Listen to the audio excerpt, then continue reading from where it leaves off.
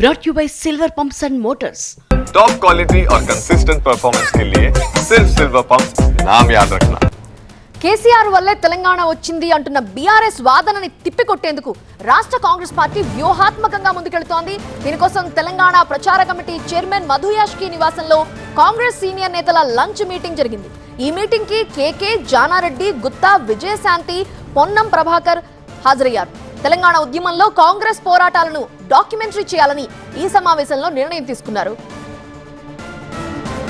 పార్లమెంట్లో తెలంగాణ బిల్లు ఆమోదం పొందడంలో ప్రధానంగా సోనియా గాంధీ, కాంగ్రెస్ ఎంపీల కృషి ఉంది అంటున్నారు మధు యాష్కి. తెలంగాణ కోసం పార్లమెంట్లో ఏ రోజు కేసీఆర్ మాట్లాడలేదని, కానీ తెలంగాణ తన వల్లే వచ్చిందని ఇప్పటికీ ప్రచారం చేసుకుంటున్నారని ఆయన అన్నారు.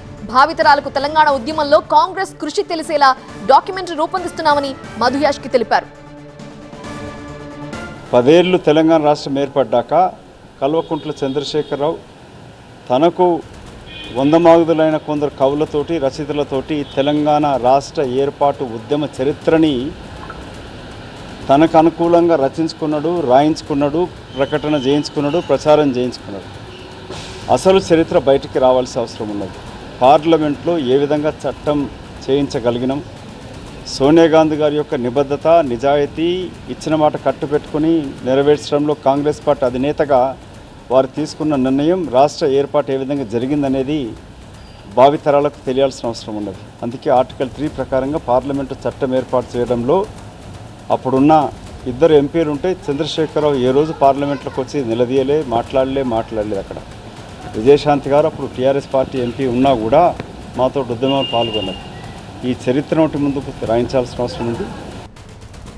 సో డాక్యుమెంటరీ ఎలా ఉండబోతోంది, ఎప్పటిలోపు రిలీజ్ అవుతుంది తెలుసుకుందాం. మా ప్రతినిధి ప్రభాకర్ లైవ్ లో సిద్ధంగా ఉన్నారు. ప్రభాకర్, తెలంగాణ సాధన కోసం ఉద్యమం జరుగుతున్న కాలంలో కాంగ్రెస్ నేతల పోరాటాలు అందులో ఏమైనా పొందుపరుస్తారా, లేకపోతే ఎలాంటి అంశాలు అందులో ఉంటాయి, ఎప్పటిలోపు రిలీజ్ అయ్యే ఛాన్స్ ఉంది?